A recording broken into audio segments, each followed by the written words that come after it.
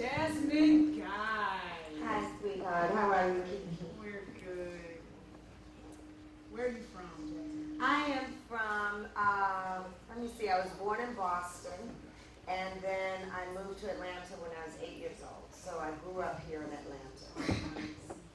Tell me who is Jay Rudolph?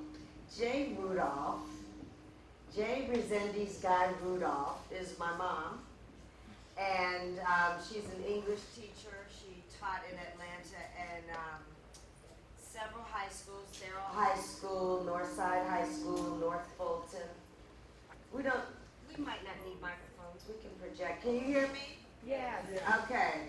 Do you want them to turn the mics off? Yes. I thought I was vibrating when I came out here. We're good. And when we first moved here, my mother got her MBA at Atlanta University, actually. But the reason I was born in Boston is because my father was going to Harvard Divinity School. My mom had just graduated from Simmons College.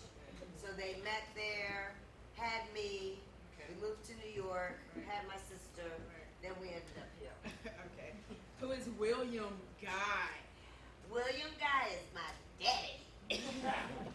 And he is a reverend. He had a church for many years, for 37 years, called Friendship Baptist Church. And he also taught at Morehouse College, religion and philosophy, for about 30 years. Were you a daddy's girl? I'm more daddy's girl now. Yeah. But I think when my sister and I were growing up, they were pretty strict on us as far as what their expectations were. Right. In fact, me and my sister got our parents about, I'd say I was in my 30s, and we were like, why were you so hard on us? We didn't do anything. Right. You know, it was that, I don't know, I didn't feel confined, but we definitely had our boundaries. Right.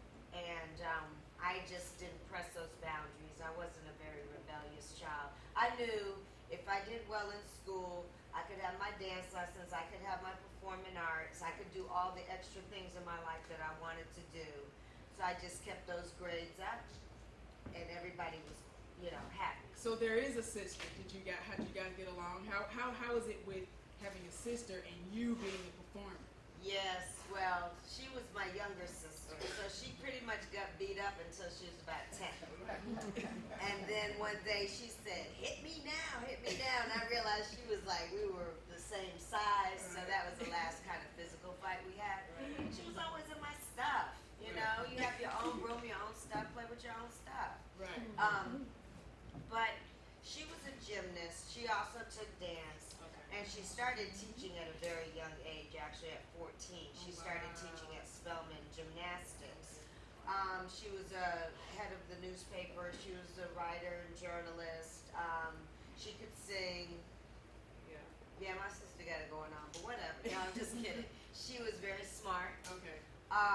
But still, she was my younger sister, so coming behind me in school was a little challenging for her. She had to, they used to call her Little Jazz.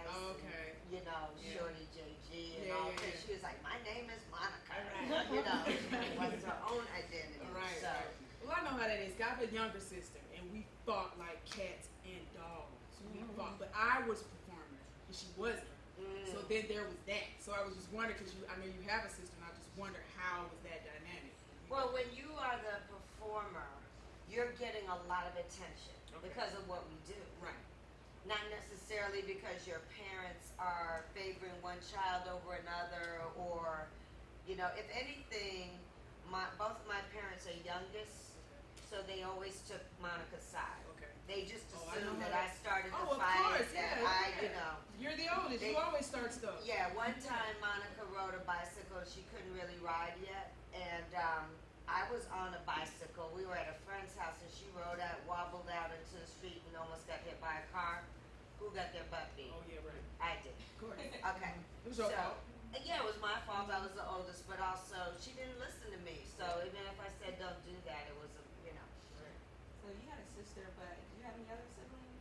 No, it was two of us. Two? Yeah. And now we're very close. We got very close when I left home at 17 and she was 14. And I started respecting her a little bit more, for being her own person you know, I didn't do the you can't cross this line into my room thing with her anymore. Don't step over that threshold. Your big toe is on my side of the bed. And we found that we really needed each other, you know, and especially since I left home so young and I was extremely homesick. She was like my anchor and my rock. Who was the disciplinarian between the two? My mom. Yeah, okay. My mom. And I think even though my father was stern, I wasn't afraid of him. Okay. I was afraid of my mom. Okay. You know, that fear was instilled so early I can't even, you know, remember. You know, the look, the little pinch under the table. It happened so early in life that I just was disciplined by the time I was in third grade, you know. What does Friendship Baptist Church mean to you? How important was Friendship Baptist Church? Friendship Baptist Church was my father's church, and prior to that, he had a smaller church in New York, Bethesda. So I grew up in churches where my father was the pastor, and it was very much, especially the smaller church in New York, everybody raised me. You know, it was a village. It was a village, and I knew everyone, and every Sunday we had dinners at different people's homes, and I loved it, and I felt loved. We lived across the street from that first church, and I was swinging on the rail in the parking lot, which I was told not to do, but whatever. And I swung, flipped over, and hit my face on the pavement, and wailed.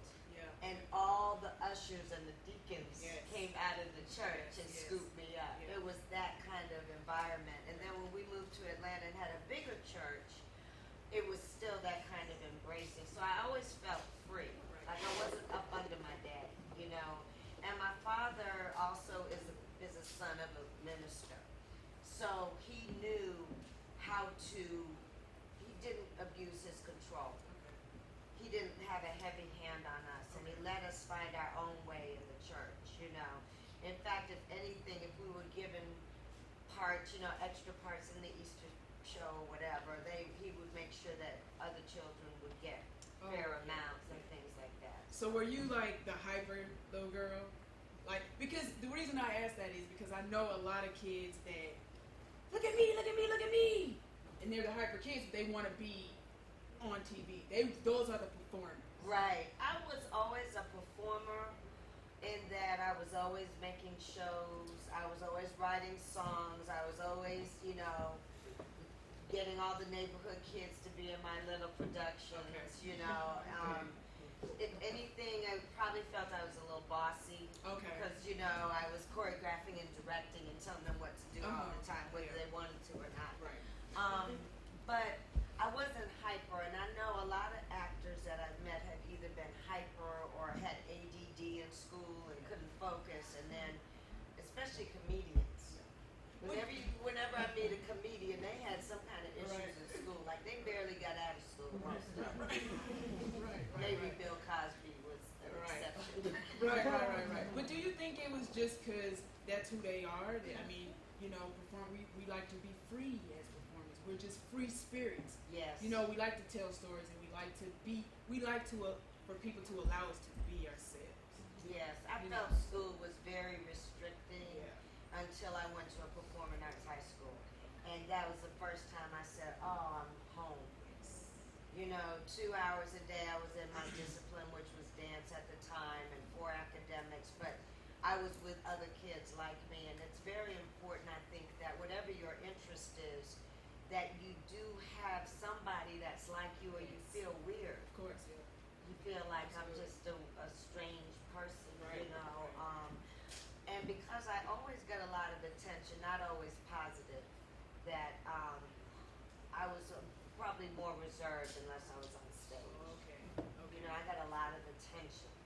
I was light, I got beat up, I got, you know, I'm half white, half black, so, you know, attention would make me cringe sometimes, because I just, you know, I just wanted a big old afro and some buffalo wedge shoes, and, you know, I couldn't have an afro, you know, it's about as curly as it gets, and I couldn't, you know, I grew up after Black Power. I grew up in the 70s, so there was like a backlash against light-skinned you know, when I was growing up in Atlanta at that time. Right.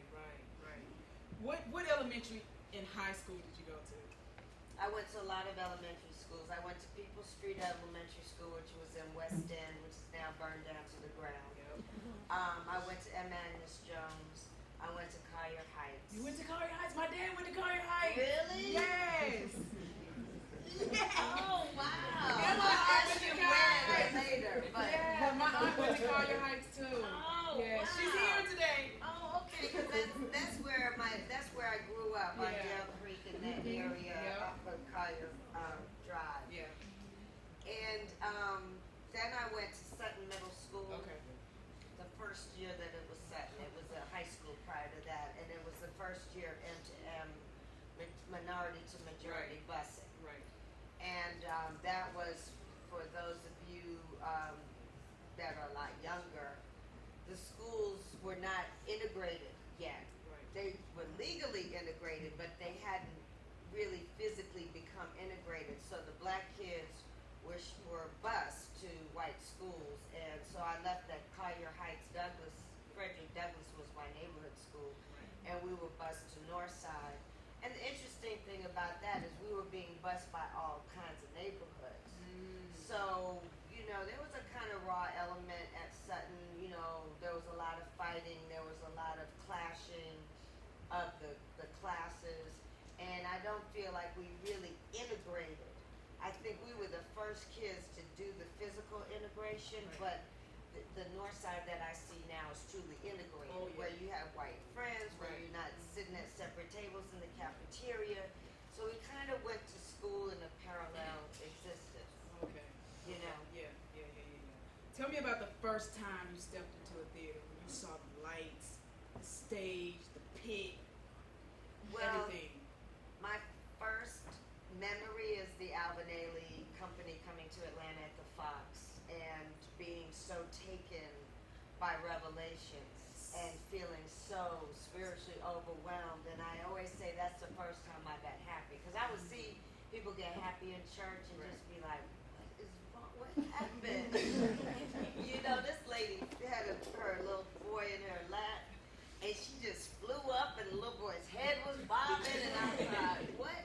But I felt that same joy in the audience watching Ailey. But my first Broadway show was The Wiz. And yeah, we were on a field trip from my high school to New York. Big deal. I was 14, and we saw 6 Broadway shows, and The Wiz was the first Broadway show I ever saw, and I never saw anything like that. When Stephanie Mills opened her mouth, I never heard anybody sing like that. I never saw any dancing like that. And I was like, that's what I want to do. So did Judith Jamison just blow you away? Oh yeah. Judith Jamison is an Alvin Ailey dancer, and he choreographed several pieces specifically for her. She's almost 6 feet tall, just stunning. Chocolate skin, short fro, big eyes, very statuesque, and she was a queen. And for us to see that was very important, I think, too. Absolutely. Especially with the shade of skin she had. It was very important. To see beauty she was and absolutely celebration. Yes. Oh, wow. What motivated you at 17 to leave and head for New York? Well, I was motivated because I got a scholarship to study at Alvin Ailey. Okay. And since that was my dream to be in that company, when the company would come through Atlanta, they would hold auditions for their company, the first company. And I took their workshop in the 11th grade, and there were about 200 of us, and we auditioned at the Spelman Gym. I'll never forget it. And I was awarded a summer scholarship. And so almost the minute, like 2 weeks after I graduated from high school, I was in New York on my scholarship. And then the 6 weeks